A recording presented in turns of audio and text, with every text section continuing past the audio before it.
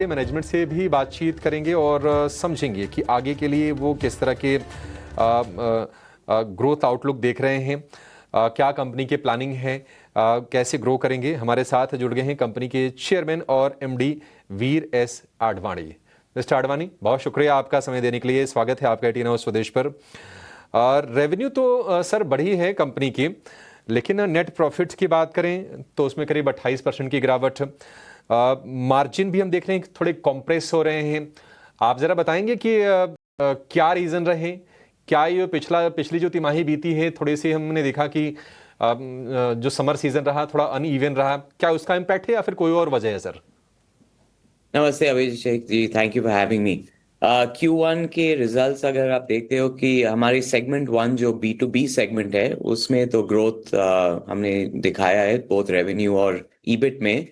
पूरा प्रॉब्लम था segment to में, हमारे रूम एयर कंडीशनर्स और रेफ्रिजरेशन कूलिंग प्रोडक्ट्स में। आपको पता है कि ये मौसम तो बहुत ही बेकार था हमारा बिजनेस के लिए। ज़्यादा बारिश हुआ पूरे देश में। बहुत जल्दी अप्रैल से ही बारिश साउथ में शुरू हुए और नॉर्दर्न रीजन में भी प्रॉब्लम हुए, तो उसके वजह से सेगमेंट टू का रेवेन्यू 13% ड्रॉप हुआ और ईबिट एक्चुअली 45% गिरा। तो इसकी वजह है कि जब भी वॉल्यूम्स ड्रॉप होते हैं तो हमारे फिक्स कॉस्ट रहते हैं।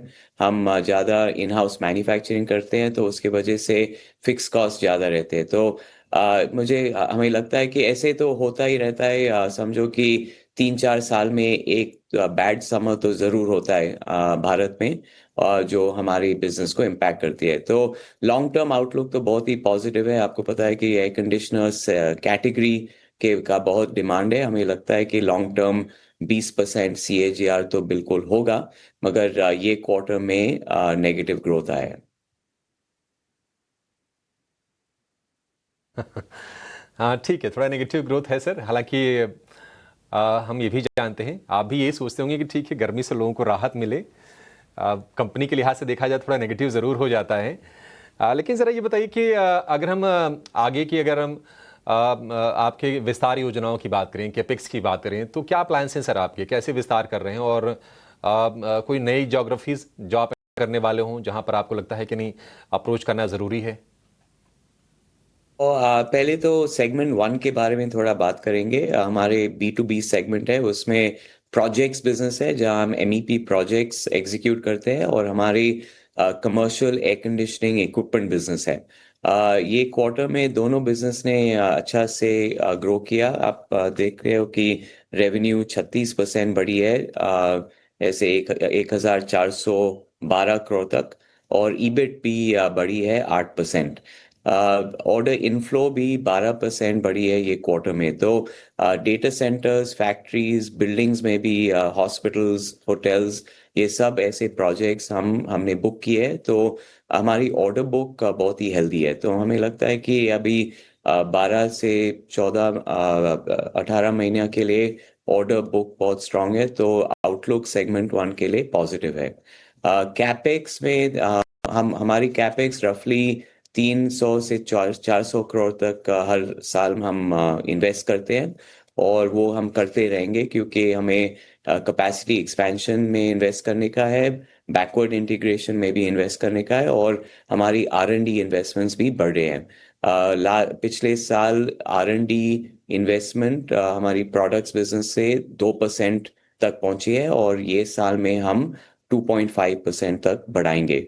हमें यकीन है कि ये R&D इन्वेस्टमेंट्स लॉन्ग टर्म के लिए है। तो हमें लगता है कि ये इन्वेस्टमेंट्स हमें कट नहीं करना चाहिए, जैसे जब भी ऐसे वीक समर भी हो। जी। मिस्टर आडवाणी, एक और चीज़ है कि ये मानसून के चलते, थोड़े अर्ली मानसून के चलते आपके बिजनेस में थोड़ा इम्पैक्ट तो आया है, लेकिन हो सकता है कि उसकी भरपाई जो है अर्ली हम फेस्टिव सीजन भी देख रहे हैं। तो फेस्टिव सीजन को लेकर क्या प्लान्स हैं, एक तो ये बता दीजिए।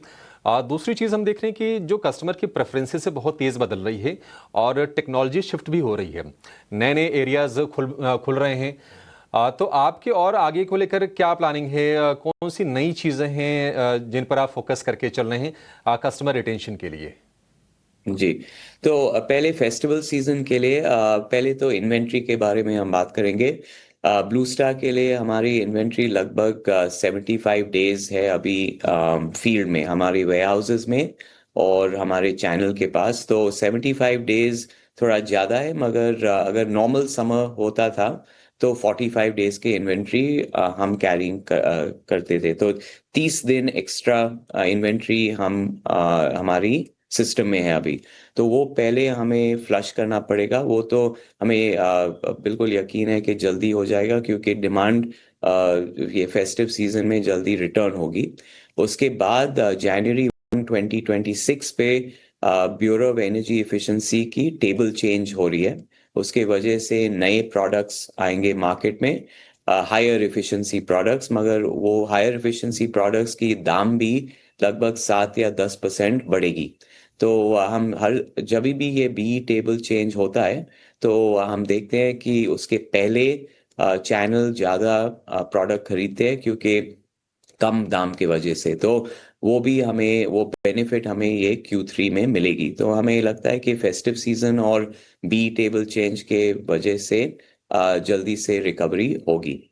आप ये भी पूछ, लॉन्ग टर्म के लिए नए प्रोडक्ट्स के बारे में आप पूछ रहे थे। ब्लू स्टार के हमारी सब R&D हाई एफिशिएंसी प्रोडक्ट्स में लगे हुए हैं, और लो GWP रेफ्रिजरेंट। ये रेफ्रिजरेंट्स जो है वो ज़्यादा ग्लोबल वार्मिंग कंट्रीब्यूशन करते हैं। तो ब्लू स्टार का फोकस है कि वो ग्लोबल वार्मिंग पोटेंशियल को कम करते करते करते रहे। तो हाई एफिशिएंसी और लो ग्लोबल वार्मिंग पोटेंशियल, ये कॉम्बिनेशन में हमारी सब R&D इन्वेस्टमेंट और मैन्युफैक्चरिंग इन्वेस्टमेंट जारी है। कंज्यूमर प्रेफरेंस तो चेंज ज़रूर हो रही है। कंज्यूमर्स को ये हाई एफिशिएंसी प्रोडक्ट्स चाहिए, उन्हें डिफरेंशिएटेड प्रोडक्ट्स चाहिए। तो ये हिसाब से हम इन्वेस्ट कर रहे हैं। सर एक आखिरी सवाल, छोटा सा सवाल। ये बताइए कि अब आपका B2B में आपका फोकस काफ़ी ज़्यादा है, तो ऑर्डर बुक भी आपकी अच्छी खासी फिर होगी। ज़रा बताएंगे कि ग्रोथ किस तरह की आपने एंजॉय की है, अगर मैं लास्ट ईयर के Q1 से अगर मैं तुलना करूं तो? तो हाँ, ये Q1 में ऑर्डर बुक आपने देखा होगा कि 12% बढ़ा है। तो ऑर्डर इनफ्लो बहुत स्ट्रांग थी। सबसे ज़्यादा ऑर्डर इनफ्लो ये डेटा सेंटर सेगमेंट में है। आपको पता होगा कि ब्लू स्टार डेटा सेंटर्स में बहुत ही बड़ा प्लेयर है। हम पूरे air conditioning, electrical, fire fighting systems design और इंस्टॉल करते हैं। तो ये क्वार्टर में भी हमने काफ़ी डेटा सेंटर ऑर्डर्स जीती है। उसके अलावा फैक्ट्रीज सेगमेंट में भी हम बड़ा प्लेयर है। तो tyre factories, electronics factories, consumer durable factories, ये सब भी प्राइवेट सेक्टर में बन रही है। तो उधर भी हमें ऑर्डर्स मिल रहे हैं। इंफ्रास्ट्रक्चर सेगमेंट थोड़ी कम चल रही है अभी। इन्वेस्टमेंट, गवर्नमेंट इन्वेस्टमेंट तो कम है। तो उसके वजह से हम कम एयरपोर्ट्स, मेट्रोज, रेलवे ऐसे प्रोजेक्ट्स देख रहे हैं। मगर हॉस्पिटल्स भी हमें आउटलुक बहुत पॉजिटिव है। बहुत ज़्यादा हॉस्पिटल्स बन रहे हैं प्राइवेट सेक्टर और गवर्नमेंट सेक्टर में भी, और उधर भी हम बहुत बड़े प्लेयर है। तो जब भी ऑर्डर बुक स्ट्रांग है जैसे हमारे केस है, तो आउटलुक हमारे B2B सेक्टर के लिए बहुत पॉजिटिव है। तो हमें लगता है कि 15 से 20% ग्रोथ जरूर आएगी B2B सेगमेंट में। ठीक है, ठीक है। मिस्टर अडवाणी, बहुत शुक्रिया। आपने सर बहुत ही क्लैरिटी के साथ सारी चीज़ें आपने बताई और अभी बताया कि आउटलुक आपको कैसा लग रहा है। अच्छा लगा सर आपसे बातचीत करके। फिर मुलाकात होगी आपके, जब इस क्वार्टर के नतीजे जब आएंगे तो आपसे मिलेंगे हम ज़रूर। Thank you so much sir. चलिए आगे बढ़ते हैं और